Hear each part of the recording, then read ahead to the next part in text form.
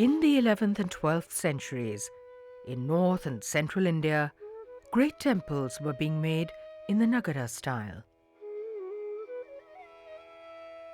The Dravid or South Indian style prevailed in magnificent temples which were being constructed in Tamil Nadu.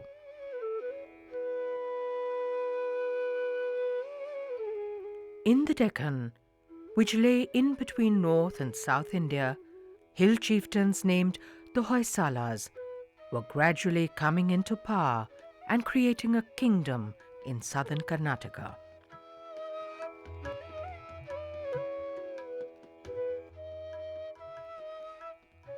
Hoysala history is clear from the time of Vishnuvardhana, who ruled from 1108 to 1142. Inscriptions show that the king, his wife and his ministers were generous patrons of temples. King Vishnuvardhana defeated the imperial Cholas in 1116. This was a landmark in the establishment of his dynasty. To commemorate his victory, he built the temple of Kesheva or Chenna Kesheva at Belur in present-day Karnataka. He named it the Vijay Narayana or the victorious Vishnu. The temple is a classic example of the ornate style of temple art under the Hoysalas. They inherited a rich tradition of temple building from the dynasties before them, the Chalukyas and the Cholas. The Chalukyas had made magnificent temples at Pattadakkal in the 8th century and at other sites. Further south, the Cholas had created great temples in the region of Tamil Nadu. The Hoysalas borrowed freely from both traditions and created a style which is a rich blend of northern and southern influences.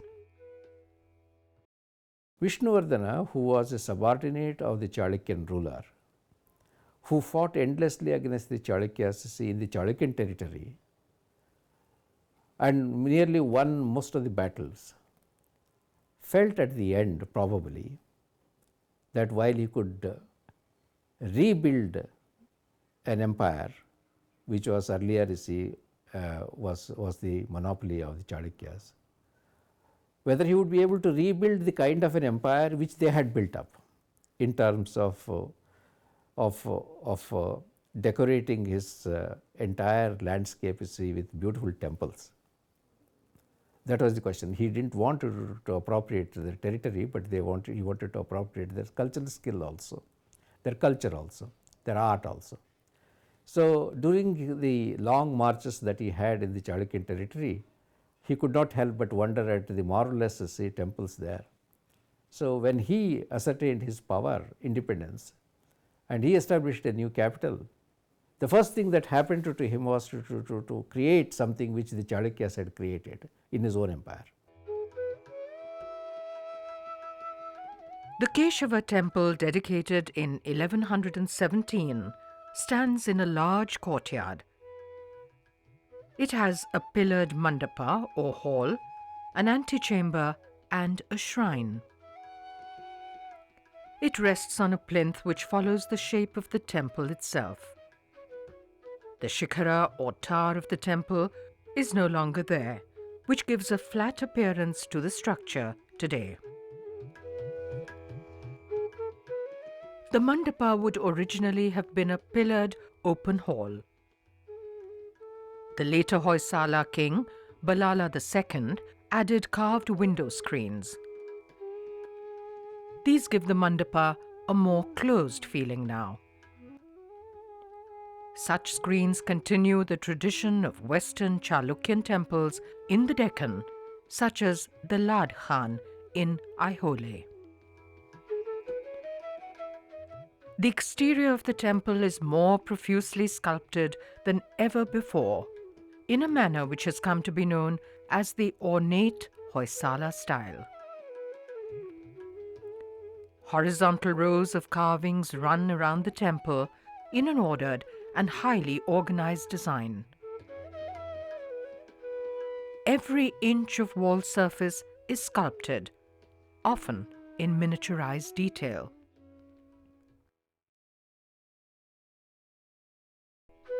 The temple has the richest surface texture seen in any in India. The bands of carving which go around the structure run for over 700 feet. The elephants we see below number about 2,000. The exterior walls present the world of forms, the material universe we perceive around us. Here, at the temple, the world is seen in its true perspective. It is seen as a manifestation of the truth beyond, which is in the Garbhagriha or womb chamber, deep inside the temple. The Hoysala artist paid the greatest attention to detail. Every limb of each figure, every decorative design shows this preoccupation. There appears to be a limitless devotion and time which the sculptor must have put into his laborious work. Every unit of work is remarkable in its intricacy of design, depth of detail, and skillful craftsmanship. However, the sense of fluid movement and balance to be found in other contemporaneous Indian sculpture is not here.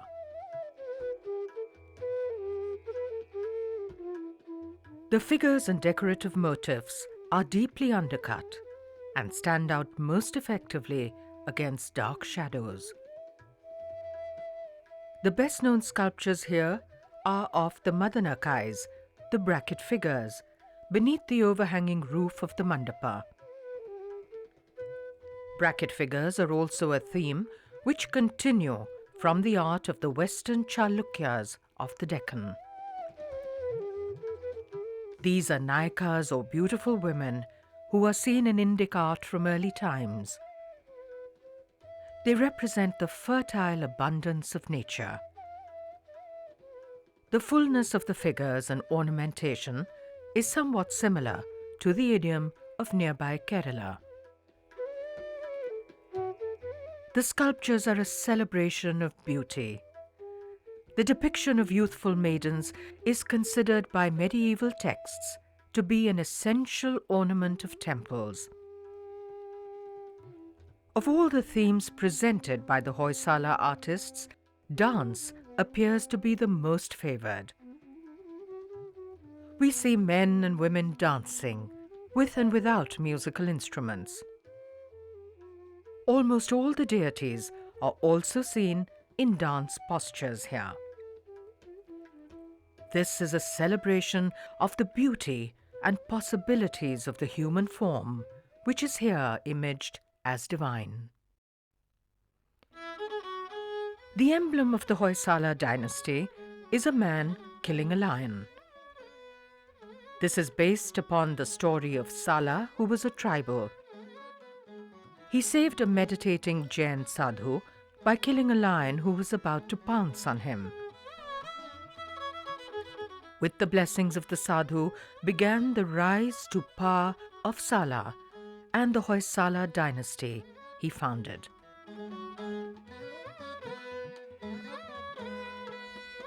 To create the images in such detail, the artists used an appropriate stone. When quarried, chloritic schist is extremely soft and easy to cut. It becomes harder and long-lasting with exposure to air over a period of time. The softness of the stone made it possible for the sculptor to chisel the minutest details.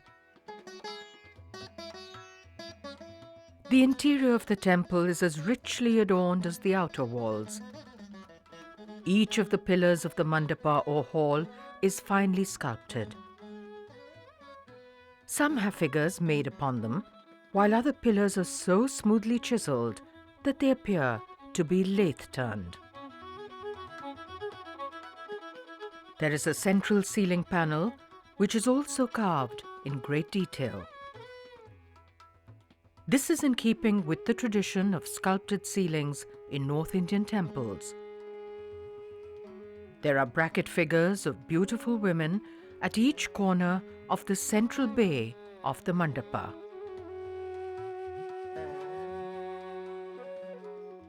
One of the finest sculptures here is a pillar image. The fluidity of lines and the subtleties of body posture are remarkable. There is far less ornamentation, and the figure shows a close relationship with the Chola idiom. Many finely carved temples stand in the present-day village of Halabid, which was the grand capital of the Hoysalas, known then as Dora Samudra. Built between 1121 and 1160, the profusely decorated temple of Hoysaleshwara is the most prominent structure here. In the words of historian Percy Brown, it is, without exaggeration, one of the most remarkable monuments ever produced by the hand of man. The Hoysaleshwara temple has two separate but connected shrines made on a single platform. As in the case of the Kesheva temple, the towers or vimanas are missing, which gives a low and flat appearance to the temple. Like the previous temple, the Hoysaleshwara is profusely and intricately carved. There is no effort spared in creating a world of fine details and ornamentation. It is as if no labor is too great in attempting to show the glory of the manifestation of the divine.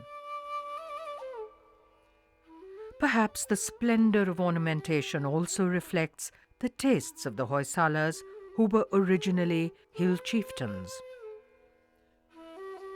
It is certainly very different from the simpler and graceful forms made under the Chalukyas and the Cholas.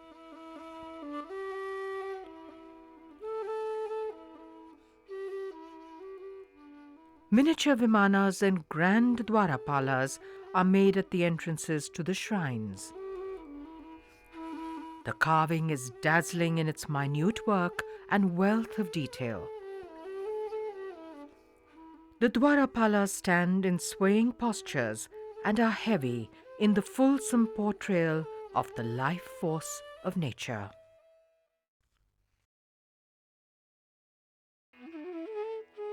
Past them, we come into the spacious interior of the temple. The polished and carved pillars are reminiscent of the earlier temple at Belur. The ceilings are again richly carved.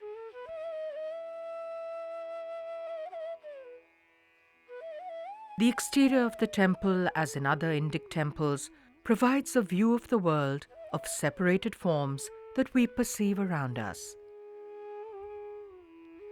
Here they are seen as a manifestation of the deity enshrined in the Garbhagriha. In its wealth of detail, this is a highly ordered presentation of the numerous shapes in which we see the formless divine. In all these, our attention is drawn to the beauty and grace which underlies everything that exists. The deities are manifestations of philosophic concepts and the fine qualities within us. In response to their beauty, we are to be transported away from worldly cares, our thoughts taken to the divine which pervades it all.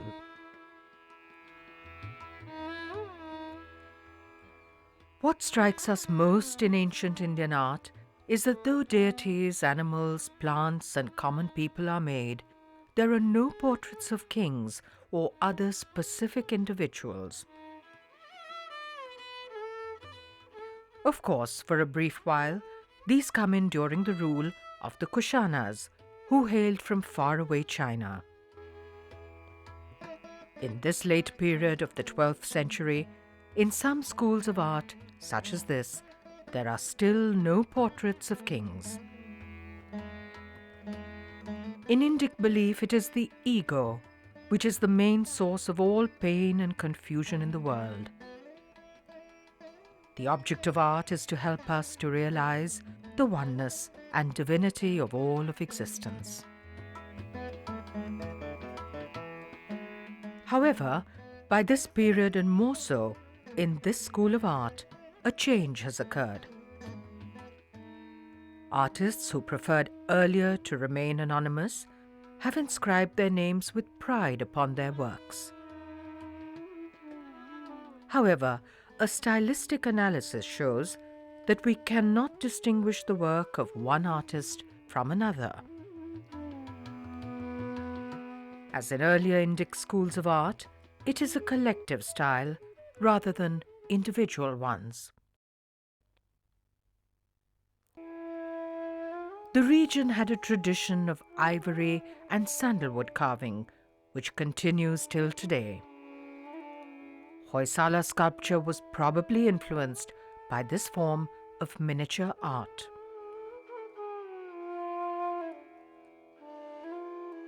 The lowest section of the temple wall has rows of reliefs of animals and birds. Elephants stand for stability and power and have traditionally been made at the base of the temple as if to hold it up. Lions symbolize the courage within us, with which we must face the confusion and turmoil of the material world. The care and patience of the artist is seen in the fact that no two lions are alike in the relief, which runs for 700 feet. The imagery on the Hoysala Temples in this sort of, this schist, this sharp stone that captures in miniature form so much precision of detail, is one of the wonders of the history of Indian art. And the range of figures and animals that we find in horizontal reliefs as well as on panels is perhaps unparalleled throughout the whole temple architecture of India. But in the 12th and the 13th century in this part of Karnataka, we have this extraordinary range of imagery. Some scholars have studied the representations of Ramayana and Mahabharata on the great temples at Halebid and Belur and Somnathpur and other lesser known temples, but equally fine artistically.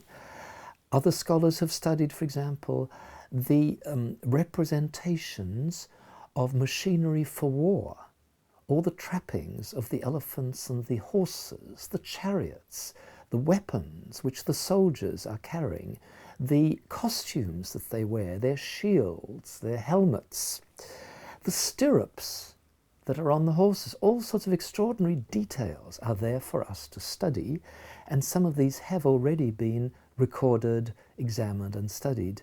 And we begin to ask, how is it that these artists in this particular milieu for these patrons were particularly concerned to record all these things, which perhaps they weren't in other environments?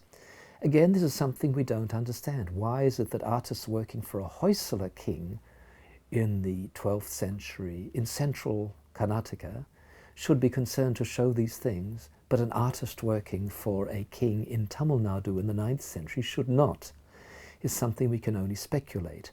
But there is something to do with the 12th and 13th century, its very great emphasis on military aspects and on war and on the representations of military aspects. That is, I think, a general feature of Indian art. If we compare the reliefs on the Hoysala temples with those at Konarak, let's say, in the 13th century, we see a similar obsession with showing the paraphernalia of kingship in a military guise, and that the temple is a place where this has to be shown. Because obviously the king, as a military leader, as somebody who commands these forces, is extremely important for the worship of gods. Above, practically the whole Hindu pantheon is depicted, with an emphasis on the forms of Shiva. Scenes from the Ramayana, the Mahabharata, and the main episodes of the Bhagavata Purana are also made on the walls. At Halabid are also finely sculpted temples made to the Jaina Tirthankaras. In keeping with Indic traditions, there were no barriers between the patronage of the temples of the different paths towards realization. Many queens and generals of the Hoysalas were Jainas. The Kesheva temple at Somnathpur was made in 1268. The Vimana of the temple survives and gives us an idea of how the modest-sized towers of Hoysala times would have looked. Rather than impressive height, the emphasis remains on profuse sculptural decoration. The three shrines of the temple have almost human-sized figures of Vishnu in different forms. As Venugopala, he is seen in his incarnation as Krishna playing the flute.